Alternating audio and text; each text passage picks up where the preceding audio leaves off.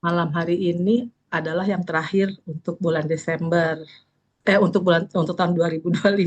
Rasanya cepat sekali ya, kita udah masuk lagi sebentar lagi bulan Desember terus mau Natal. Jadi nanti Desember itu kita libur, nanti Kak Glenda akan mengumumkan selanjutnya apa apa saja program berikutnya. Jadi hari ini kita terakhir di November, Patibulum, kita akan bicarakan tentang Epifani yang nanti akan disampaikan oleh Pendeta Alex. Silakan Pendeta Alex. Oke, sebentar ya, Kak. Silakan Pak, nggak apa-apa Kak. Oke. Terima kasih Kak Rini untuk pengantarnya. Saya share screen ya.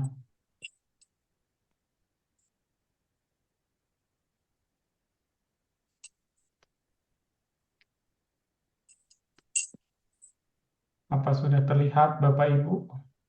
Sudah lihat. Sudah Kak Alex. Ya, aman ya. Oke.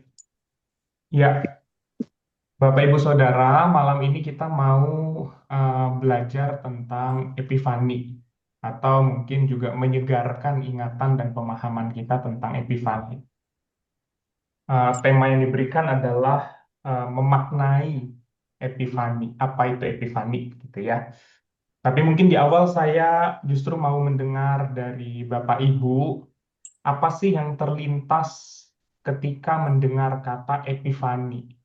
Dan kenapa sih gereja itu merayakan epifani padahal Natal itu udah selesai? Jadi sederhananya epifani itu kan nanti ya 6 Januari. Kenapa sih gereja merayakan epifani? Monggo, siapa? Satu, satu dua orang deh, satu dua orang. Ada yang mau sharing?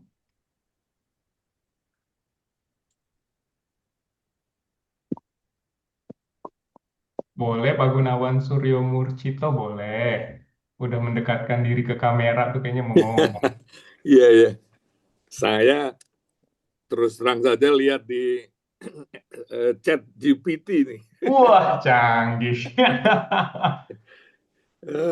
Di situ salah satu apa maknanya secara spiritual itu Tuhan menyatakan dirinya, Hmm, gitu, Pak Alex. Tuhan menyatakan diri ya, soal pernyataan diri Allah gitu ya. Oke, Iya. nah, terima kasih Pak Gunawan. Kita akan coba melihat dan mempelajari bersama tentang Epifani ini ya.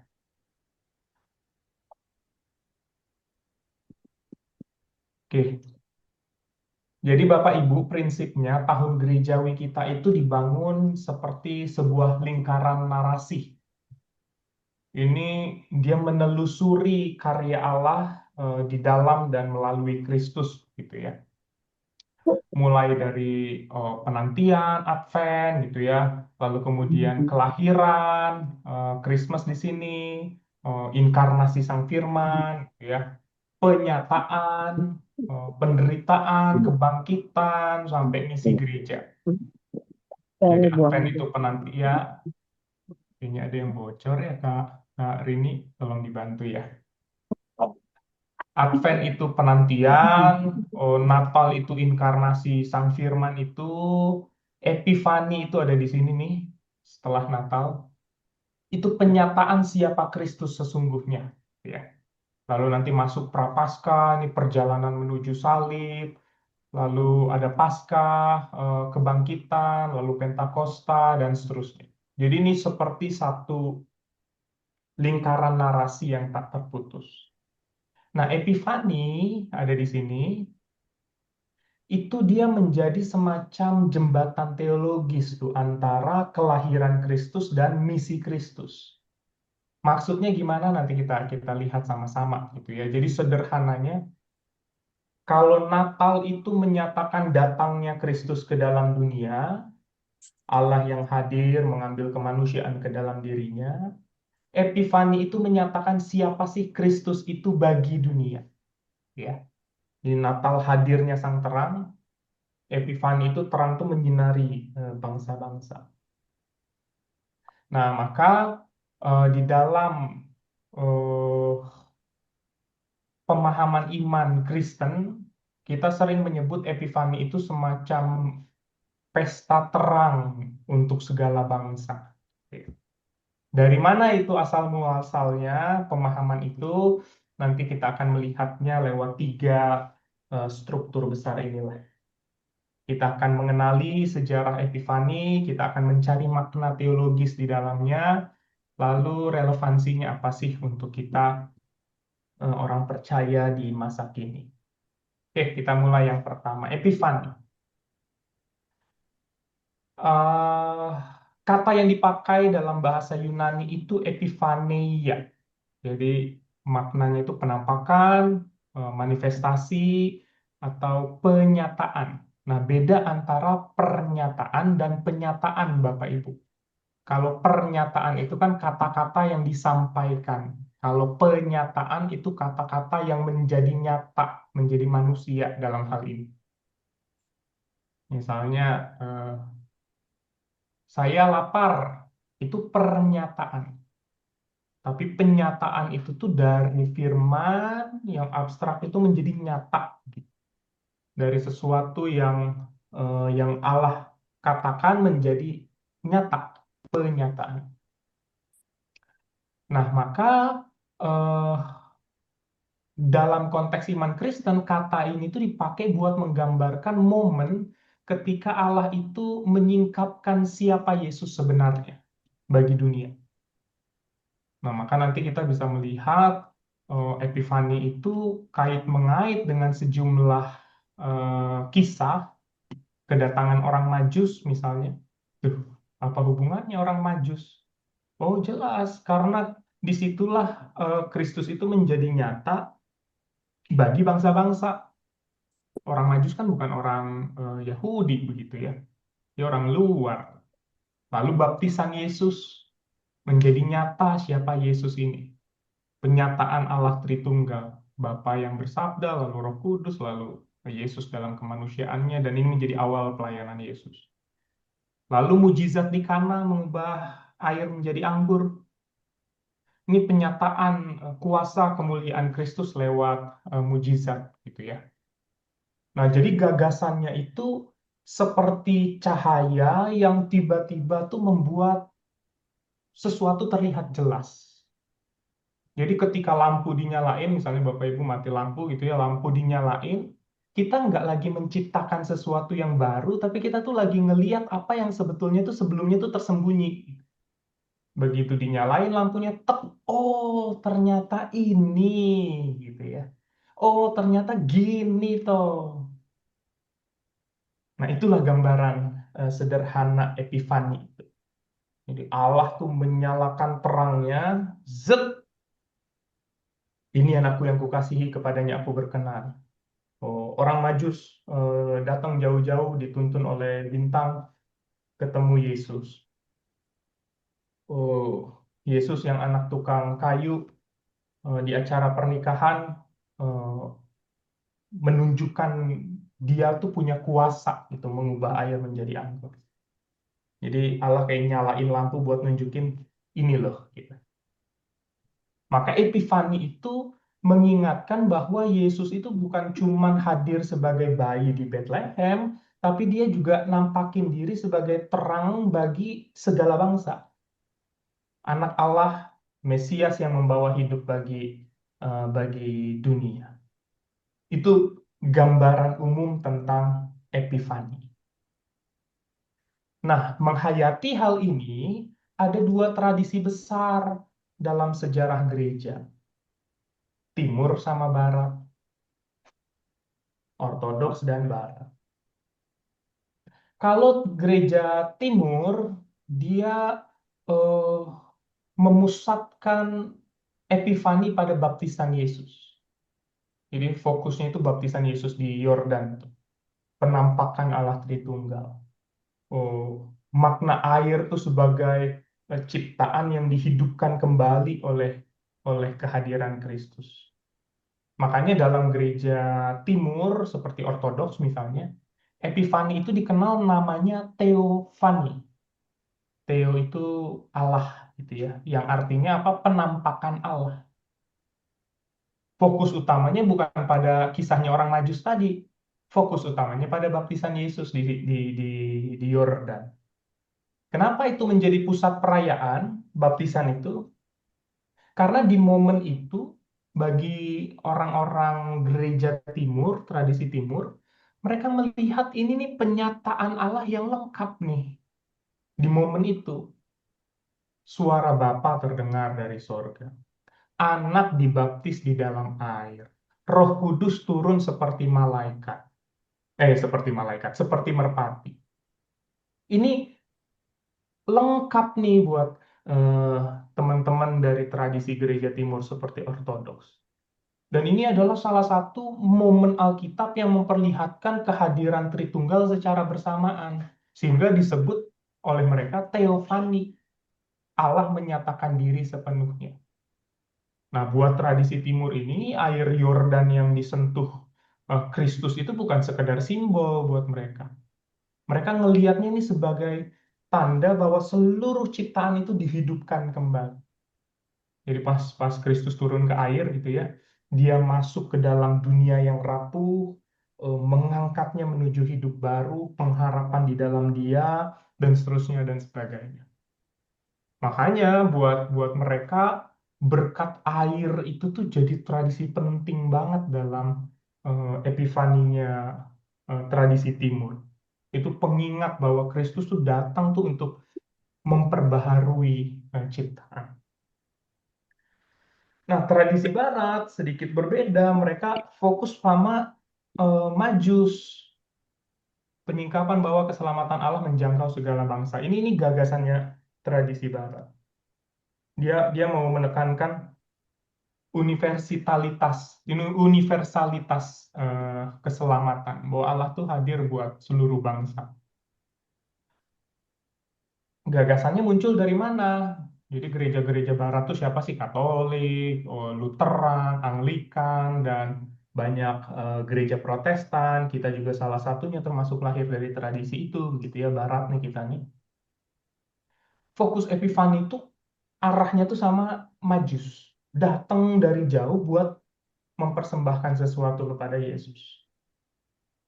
Nah, mereka melihat bahwa Majus ini kan bukan orang Yahudi. Mereka ini mewakili bangsa-bangsa yang ada di luar Israel. Jadi dengan kata lain, ketika mereka datang ke Bethlehem, gereja itu mau memahami ini sebagai tanda bahwa karya keselamatan yang dikerjakan Kristus itu terbuka loh untuk seluruh dunia. Mereka bawa emas, mereka bawa kemenyan, mereka bawa mur. Itu simbol apa sih? Itu simbol pengakuan tentang siapa Yesus yang sebenarnya. Jadi bukan hanya orang Yahudi aja, bukan hanya orang Israel aja nih yang mengakui Yesus. Si orang Majus yang bukan bagian dari orang Yahudi juga mengakui Yesus gitu ya. Maka dengan kedatangan mereka ini, gereja Barat itu melihat satu pesan. Kalau Tuhan terang Kristus itu tuh bersinar buat siapapun, bukan hanya buat orang Yahudi. Melampaui batas suku, batas budaya, batas wilayah, batas Yerusalem dan seterusnya dan seterusnya. Makanya buat buat orang-orang tradisi Barat, Epifani ini jadi momen buat merayakan yang tadi itu tuh, universalitas keselamatan. Berita Injil tuh nggak dibatasi pada satu kelompok aja, tapi diberikan bagi setiap orang yang mencari terang Tuhan. Ditandai dengan apa? Ditandai dengan si orang-orang Majus ini. Maka kedua tradisi ini sebetulnya menyoroti sisi yang berbeda, tapi keduanya menegaskan satu pesan yang sama bahwa Yesus itu dinyatakan bagi dunia, terangnya mencapai semua orang. Ini kalau kita mau ambil jalan yang mencari benang merah di antara dua tradisi besar ini. Nah, itu perbedaan dua tradisinya. Lalu bagaimana dirayakannya? Ada evolusi perayaan Epifani. Jadi awalnya itu satu perayaan besar, kelahiran dan baptisan. Lalu Barat itu memisahkan Natal dan Epifani, maknanya jadi melebar, Majus, baptisan Tuhan, peristiwa di Kana dan seterusnya gitu ya.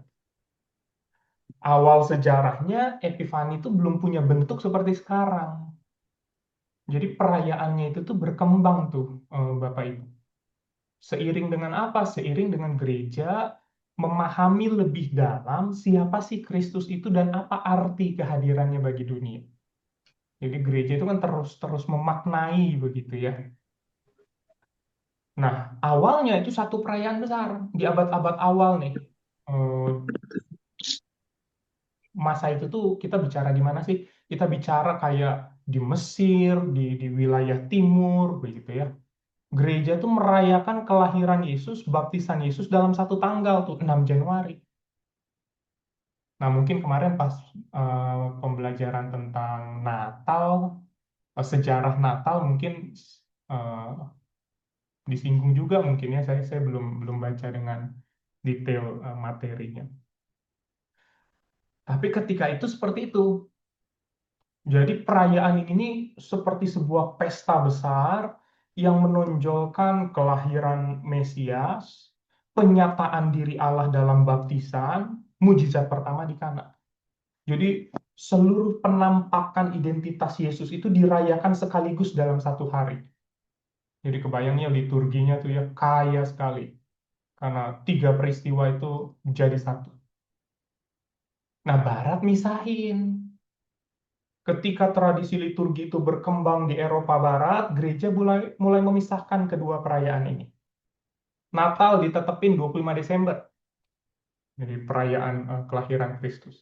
Epifani 6 Januari. Fokusnya apa? Fokusnya pada penyataan Kristus buat bangsa-bangsa. Dilambangkan oleh apa? Dilambangkan oleh kedatangan para Majus. Maka bacaannya biasanya kalau 6 Januari orang Majus. Nah, kita sendiri gimana di GKI Pondok Indah? Kita nggak bikin ibadah khusus di tanggal 6 Januari. Kita melekatkannya pada minggu terdekat. Biasanya minggu setelahnya. Kalau konteks 2026 itu ke 11 Januari kalau nggak salah ya. Eh, kita lekatkan ke sana. Di sana bacaannya apa? Bacaannya baptisan Yesus. Makanya kalau kita perhatikan, tahun ini juga sama tuh, bacaannya baptisan Yesus. Tahun depan juga kita bacaannya baptisan Yesus. Di momen itu juga kita mengingat baptisan kita. Nah, tapi kalau kalau pada dalam sejarahnya dia seperti itu. 6 Januari fokusnya pada kisah kedatangan Majus.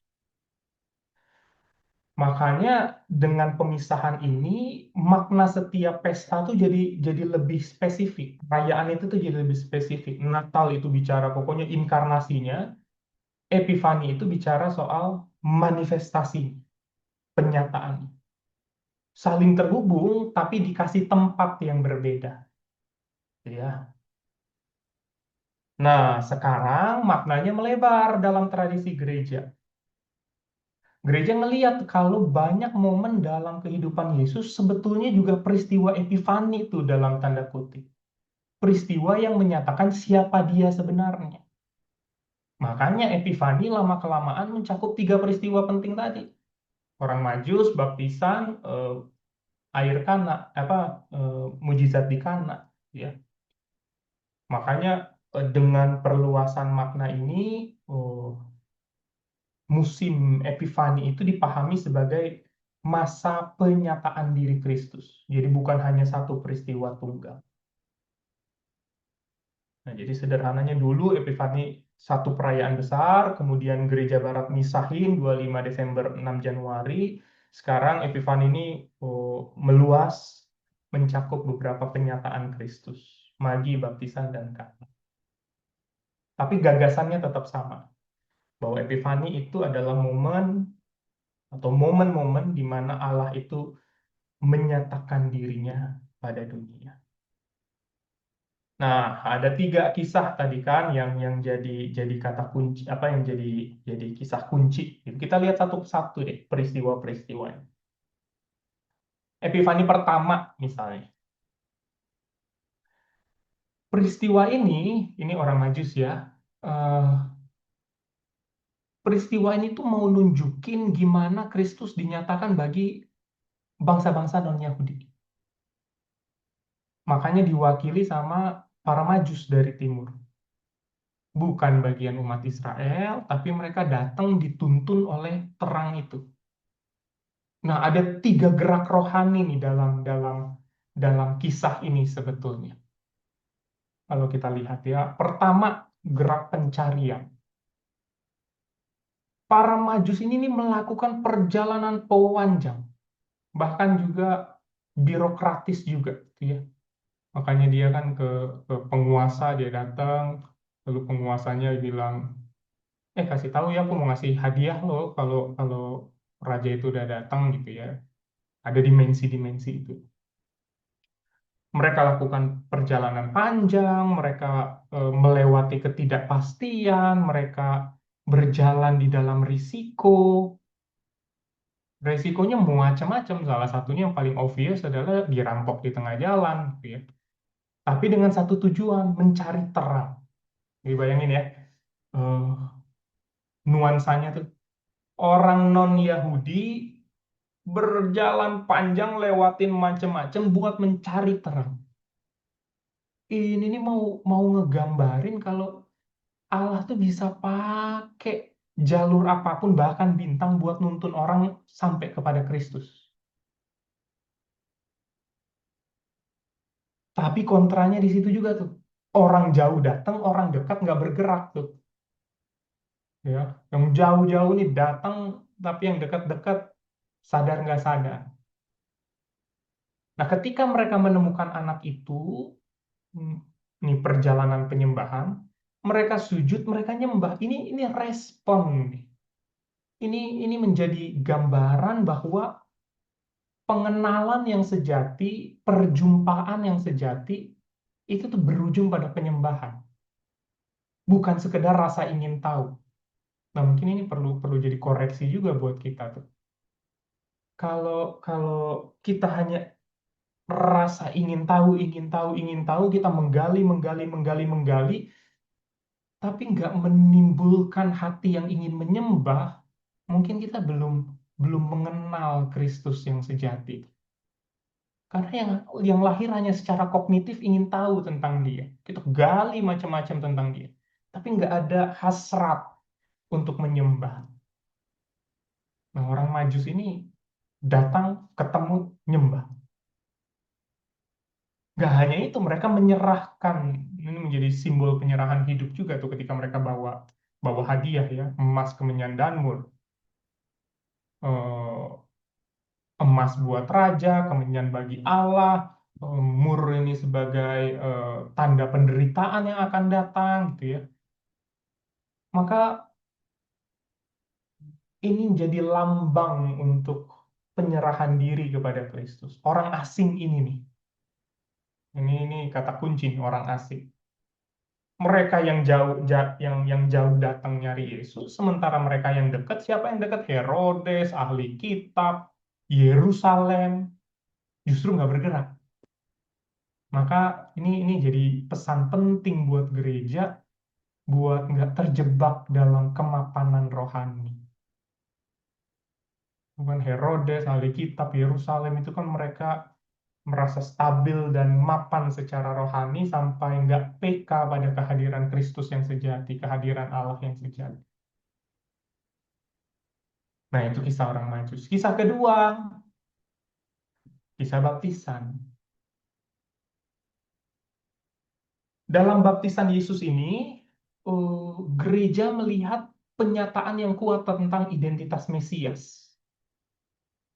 3 hal tadi kan sekaligus terjadi. Satu, suara Allah. Suara Bapa. Dari surga terdengar suara yang mengatakan, inilah anakku yang kukasihi, kepadanya lah aku berkenan. Maka ini menjadi semacam pengakuan ilahi terhadap Yesus yang sebenarnya. Ini ibaratnya tadi ya, kalau kita mati lampu gitu ya, dinyalain lampunya terus tiba-tiba sadar, oh itu gitu ya. Ini momen itu. Allah ketika semua orang merasa berkenan di hadapan Allah, ahli Taurat, para Farisi dan seterusnya, merasa berkenan di hadapan Allah. Lalu Allah kayak nyalain lampu. Allah bilang, ini anakku yang kukasihi. Kepadanya lah aku berkenan. Yang kayak gini nih. Gitu. Ini penyataan ilahi dari Bapa tentang siapa Yesus sebenarnya. Lalu kehadiran sang anak. Yesus masuk ke dalam air, dia ambil bagian dalam kondisi manusia yang sepenuhnya, seperti manusia pada umumnya yang juga lagi ngantri buat dibaptis. Dia dibaptis, dalam tanda kutip membenamkan diri ke dalam dunia yang rapuh, membawa dunia yang rapuh ini menuju hidup yang baru, pengharapan tinggal di dalam Allah, gitu ya. Dia hadir nyata. Lalu Roh Kudusnya turun seperti burung merpati, mengurapi Yesus memulai misinya. Ini titik awal pelayanan publik Yesus di dunia. Jadi baptisan Kristus ini atau baptisan Tuhan, beberapa tradisi memakai istilah ini, menjadi epifani karena tadi di sana ini Allah menyatakan dirinya secara penuh. Bapa, Putra, Roh Kudus hadir dalam satu momen. Nunjukin bahwa misi Yesus itu adalah misi yang tidak lain dan tidak bukan yang bersumber dari Allah sendiri. Dijalankan dengan kuasa Allah sendiri. Ya. Yesus dibaptis. Lalu peristiwa ketiga, Epifani 3, mujizat Kana. Ini mujizat pertama Yesus nih, dilakukan di dalam sebuah pernikahan. Makanya kalau kita baca Injil Yohanes, di sana kan dikatakan ini sebagai tanda yang menyatakan kemuliaannya. Nah, ini yang ditangkap oleh gereja Barat. Ini bukan sekedar pertunjukan kuasa dan kemampuan gitu ya, tapi ini soal Yesus sedang menyatakan siapa dirinya bagi dunia. Jadi bukan sedang atraksi mau nunjukin ini loh yang aku bisa lakukan, tapi dia mau mengatakan ini loh siapa aku sesungguhnya. Nah, ini dua hal berbeda. Kalau ini loh yang bisa aku lakukan, itu menunjukkan atau mengglorifikasi kemampuan. Tapi kalau pendekatannya adalah ini loh siapa aku sesungguhnya, penekanannya pada identitasnya.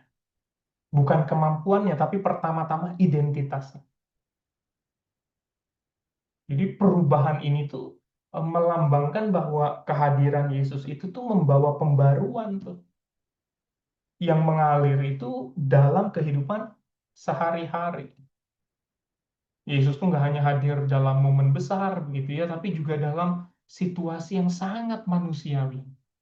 Pesta, keluarga, anggur, kebutuhan yang mendesak, Kristus tuh hadir.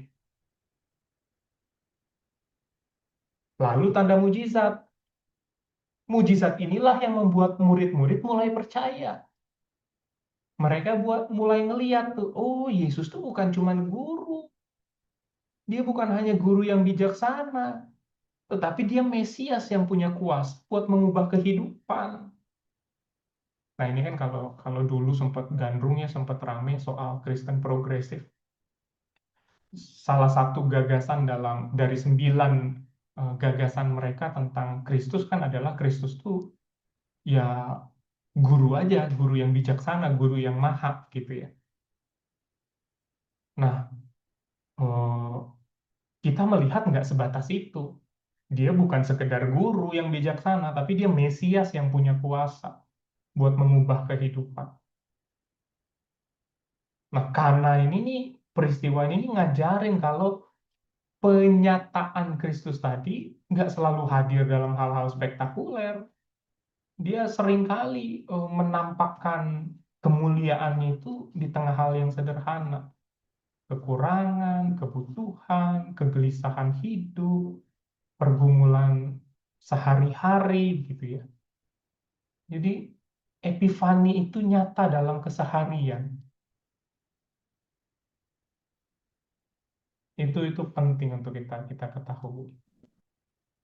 Maka ringkasnya, epifani, 3 peristiwa epifani yang sering dirayakan itu ada ini. Majus, baptisan Kana. Majus menunjukkan Kristus dinyatakan kepada segala bangsa. Baptisan menunjukkan Kristus dinyatakan sebagai anak Allah yang diurapi dan yang diperkenan. Kana menunjukkan Kristus dinyatakan sebagai Mesias yang membaharui kehidupan dalam keseharian. Nah, pertanyaannya apa maknanya? Ada 5 makna epifani yang ingin saya sajikan untuk kita semua. Yang pertama, Kristus menyatakan diri. Jadi epifani ini bukan upaya manusia mencari Allah, tapi Allah yang berkarya lebih dahulu. Ini ngingetin kalau relasi manusia dengan Allah itu tuh dimulai bukan oleh usaha manusia, tapi oleh inisiatif Allah. Selalu Allah yang berinisiasi. Termasuk penghayatan ini kita nyatakan di dalam liturgi ibadah kita. Makanya kan ibadah kita itu bukan kita mengundang Allah untuk hadir, enggak. Allahnya yang ngundang kita buat hadir. Makanya dimulai dari prosesi, lalu votum dan salam. Votum dan salam itu pendeta yang bertugas menyampaikan salam dari Allah kepada umat. Gerakannya selalu inisiatif dari Allah. Makanya dalam doa di dalam liturgi kita nggak pernah mengatakan, ya Allah hadirlah di tempat ini. Enggak, karena Allahnya udah hadir. Justru dia yang mengundang kita. Nah, dalam kisah Epifani ini, Allah nih menyingkapkan dirinya terlebih dahulu. Lewat bintang yang nuntun para majus, lewat suara Bapa di sungai Yordan, lewat tanda di Kana. Ini mau meneguhkan kalau Allah tuh nggak berdiam diri, nunggu manusia nyari dia dan menemukan dia. Enggak. Jadi gerakannya itu bukan manusia nyari Allah, tapi Allah yang datang duluan buat memanggil, buat menyatakan siapa Yesus itu. Jadi gerakannya berbeda. Lalu makna yang kedua, terang untuk segala bangsa. Epifani ini apa bahasanya ya? Dia memperluas horizon gereja. Kristus itu tuh bukan hadir hanya untuk satu bangsa atau satu kelompok aja, tapi buat seluruh umat manusia. Kalau hadir buat satu bangsa aja, kita nggak ikutan tuh, orang Yahudi doang. Kita dianggap pinggiran dan nggak layak. Tapi lewat Epifani ini, horizon gereja itu diperluas. Majus jadi gambaran yang indah tentang orang-orang di pinggir yang ditarik oleh sang terang itu. Orang asing tidak termasuk umat perjanjian ditarik oleh terang Kristus. Kayak saudara dan saya. Kita nih ditarik oleh terang Kristus. Kalau Majus dituntun oleh oleh bintang gitu ya, kita mungkin dituntunnya macam-macam.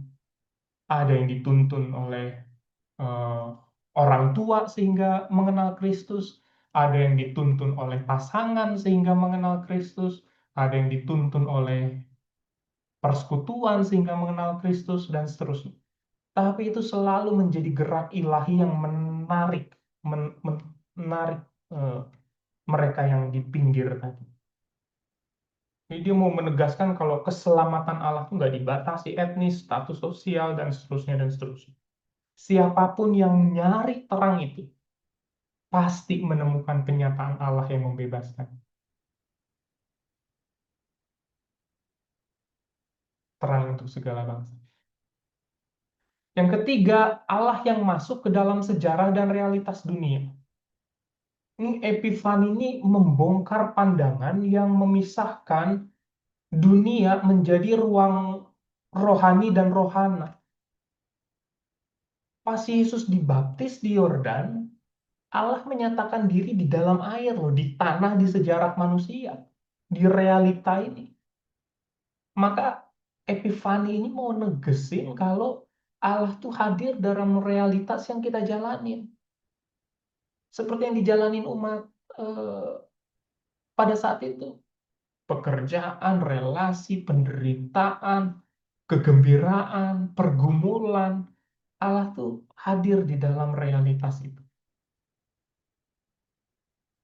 Maka nggak ada bagian hidup yang terlalu profan atau terlalu rohana bagi Allah untuk disentuh dan diperbaharui. Allah masuk kok ke realita sejarah manusia.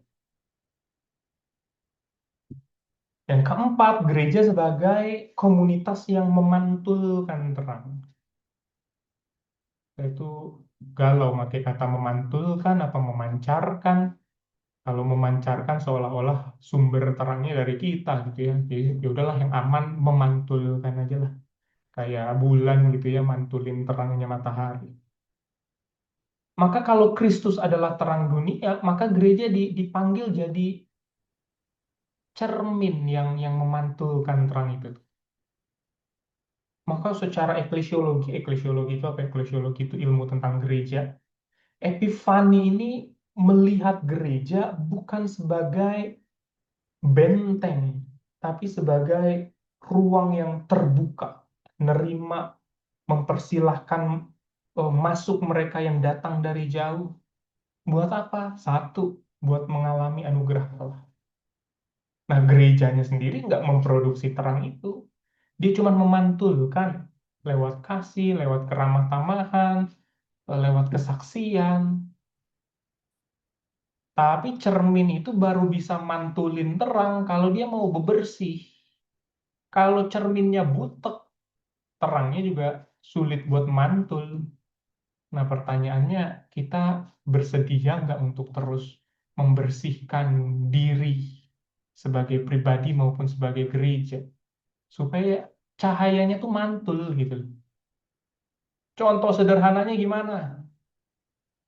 Kalau kita ke anak-anak atau ke pasangan aja, kata-kata kita kasar dan menyakitkan, boro-boro mereka bisa melihat kasih Kristus yang terpantul dari hidup kita. Tapi kalau kita mau bersihin cermin kita itu hal-hal buruk yang selama ini kita kita hidupi, maka terang itu tuh nyampe ke orang lain. Bukan karena kita hebat, tapi karena kita menjalankan peran kita sebagai cermin yang memantulkan terang itu. Dan yang kelima, Epifani dan Missio Dei. Missio Dei itu apa? Dari dua kata, misi, missio, misi, Dei itu Allah. Misi Allah. Oh, penyataan Kristus ini, Epifani ini merupakan undangan. Undangan untuk apa? Undangan bagi umat, bagi gereja, bagi kita. Buat berpartisipasi dalam karya Allah bagi dunia. Jadi gagasan teologisnya nih Bapak Ibu, pas kita melakukan pelayanan, kita nolong satu daerah gitu ya, itu tuh bukan karya misi gereja. Itu tuh pertama-tama karya misi Allah. Lalu Allah ngundang kita buat berpartisipasi, buat chip in di dalam proyeknya Allah. Allah tetap ngerjain. Malah silakannya kadang kita ikutan chip in, tapi kita yang bikin recok gitu ya. Contoh sederhana.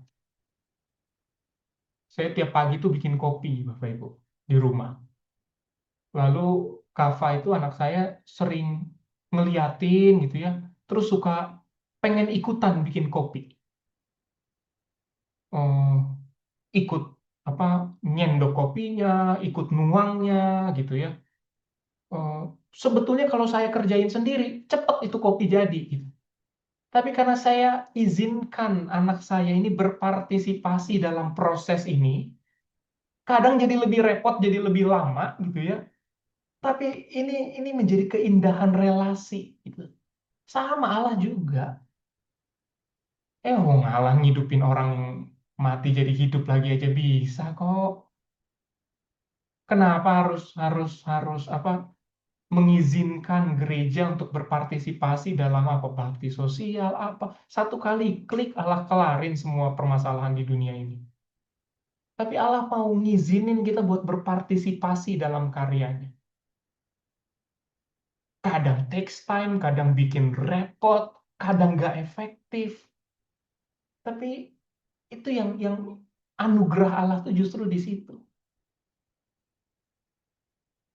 Nah, maka pas Allah menyatakan diri, dia mau menyatakan diri juga bahwa ayo, aku juga mau berkarya bersama-sama, engkau kuundang untuk masuk dalam karya yang sedang kukerjakan. Maka artinya bagi keluarga kita perlu menjadi rumah yang memantulkan terang Kristus. Allah telah menyatakan dirinya melalui Yesus Kristus. Kita perlu jadi keluarga yang memantulkan juga terang Kristus. Supaya terang Kristus itu nyata di tengah dunia. Mbak kita di rumah tahu, oke begini tuh orang Kristen. Diperlakukan dengan baik, eh, dihargai dengan wajar. Eh, orang bisa ngelihat, oke begini tuh pengikut Kristus cara hidupnya begitu ya.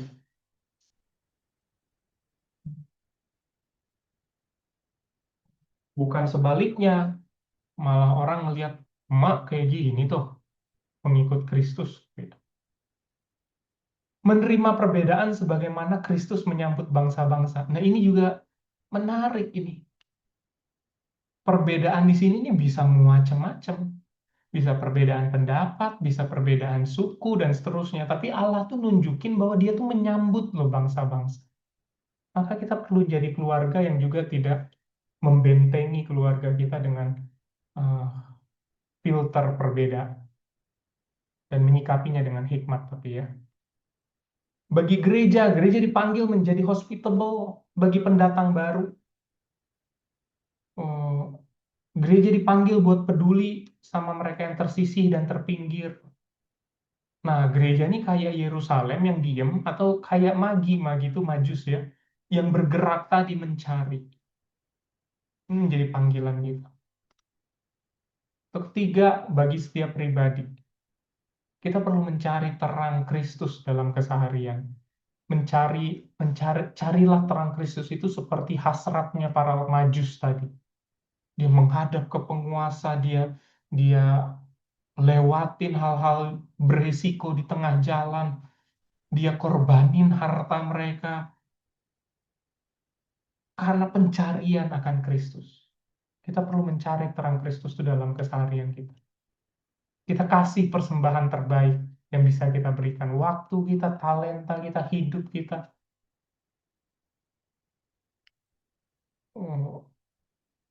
Karena pas kita ngelakuin itu ya, sedikit banyak itu membentuk kita. Contoh deh, kalau orang pelayanan di gereja dengan setia nih Bapak Ibu, pelayanan di gereja itu kan nyebelin. Tanya deh pelayan-pelayan. Kadang kita udah ngelakuin yang benar dicari salahnya. Kadang kita udah ngelakuin sesungguh-sungguhnya, orang ada aja protesnya, begitu ya. Para pegiat eh, nggak dibayar istilahnya. Pendeta sih hidup di gereja, gitu ya, dijamin. Nah, para pegiat ini kan enggak. Tapi kalau orang-orang kayak begini udah mah nggak dibayar, udah mah kadang nggak dihargai, tapi tetap ngelakuin yang terbaik, kebayang nggak di dunia bisnis dia kayak apa? Nggak dibayar aja dia ngasih yang terbaik, apalagi di usaha, di pekerjaan, pasti dia ngasih yang terbaik.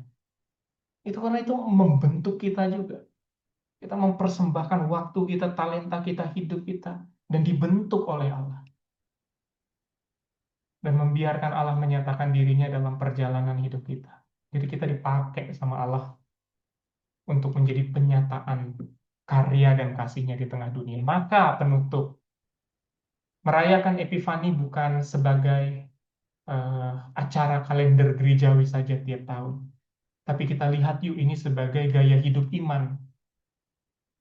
hidup yang bersedia mencari, menyembah, menyatakan terang Kristus. Dan pas kita melakukan ini, orang di luar sana, dunia di luar sana tuh melihat epifani keseharian. Oh, kayak begini nih, nyata nih kasih Kristus lewat hidupnya Bapak A, lewat hidupnya Ibu B, dan seterusnya. Allah yang menyatakan diri. Oke, sampai sini pemaparan saya, Bapak Ibu. Mari kita berdiskusi. Saya kembaliin ke Kak Rini. Monggo, Kak. Ya. Terima kasih Kak Alex. Waduh, jadi tahu sedalam-dalamnya tentang Epifani ya Kak Alex ini ya. Terima kasih. Sama-sama, Kak. Iya, kalau di gereja kita liturginya itu kan Epifani itu setelah Natal ya Kak, tahun baru Natal Ya. kemudian Epifani ya. Tahun baru masuk Epifani nggak tuh Kak?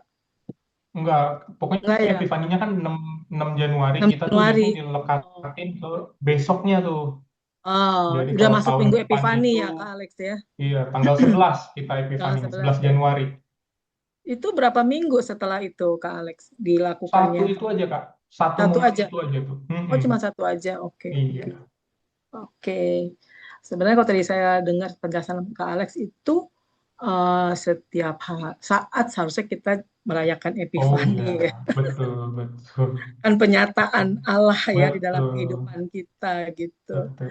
Baik Bapak Ibu, ada yang mau ditanyakan atau sharing tentang Epifani ini? Disilakan loh.